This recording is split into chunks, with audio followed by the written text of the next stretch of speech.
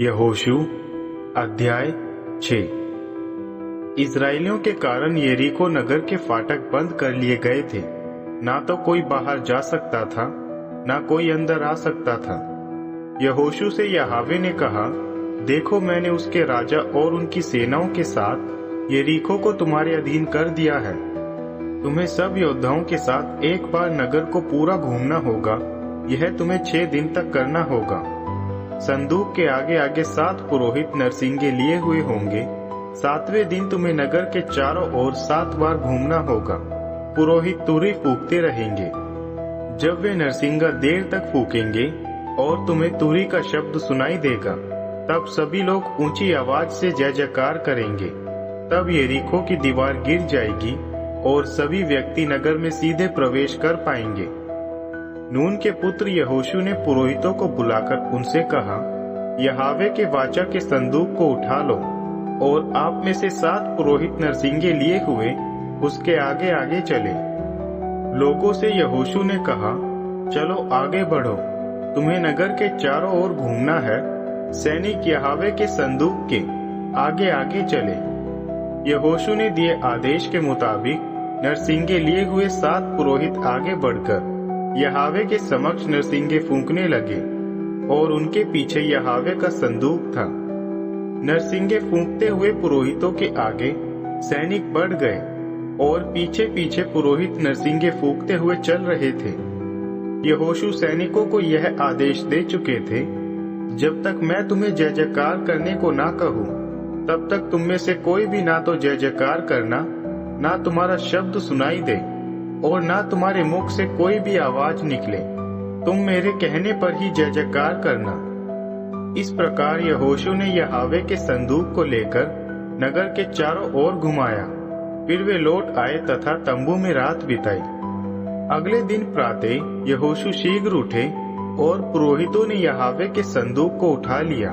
यहोवा के संदूक के आगे आगे चल रहे 7 पुरोहित 7 नरसिंगे लिए हुए लगातार नरसिंगे फूंकते हुए बढ़ते चले जा रहे थे। अग्रगामी सैनिक उनके आगे चल रहे थे और यहोवा के संदूक के पीछे हथियार लिए हुए सैनिक चल रहे थे। 7 पुरोहित लगातार नरसिंगे फूंकते जा रहे थे। दूसरे दिन भी वे नगर के चारों ओर घूमकर वापस तंबू में लौट आए। 6 दिन उन्होंने इसी प्रकार किया। 7वें दिन वे सवेरे उठ गए तथा उसी रीति से परंतु 7 बार नगर के चारों ओर घूमे। केवल 7वें दिन ही वे 7 बार घूमे।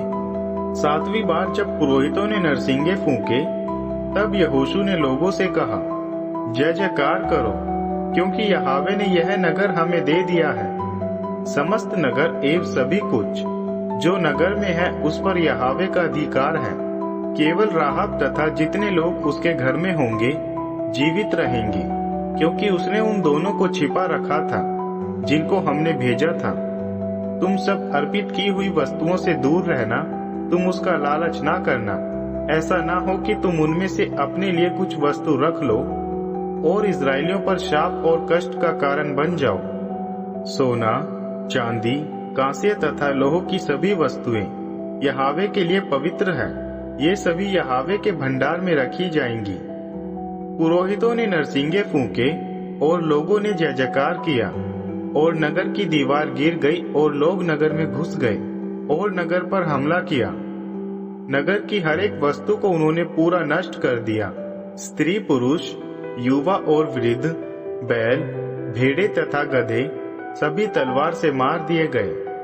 उन दोनों व्यक्तियों को जिन्हें यहोशू ने नगर की छानबीन करने भेजा था, उनको यहोशू ने आदेश दिया, राहाब तथा उसका सब कुछ वहां से निकाल लाओ, ताकि उससे किया गया वायदा पूरा हो। तब वे 2 व्यक्ति ने राहाब, उसके पिता, उसकी माता, उसके भाई तथा उसकी पूरी संपत्ति को वहां से निकाल लाए। उन्होंने उसके संबंधियों को भी वहां से निकाला और इन सभी को इस्राएल के पड़ाव के बाहर स्थान दिया। उन्होंने नगर को तथा नगर की सब वस्तुओं को आग में जला दिया। केवल सोना, चांदी, कांस्य तथा लोह की वस्तुएं यहोवा के भवन के भंडार में रख दी। राहाब और उसके पिता का पूरा परिवार तथा उसकी पूरी संपत्ति को यहोशू ने नष्ट नहीं किया।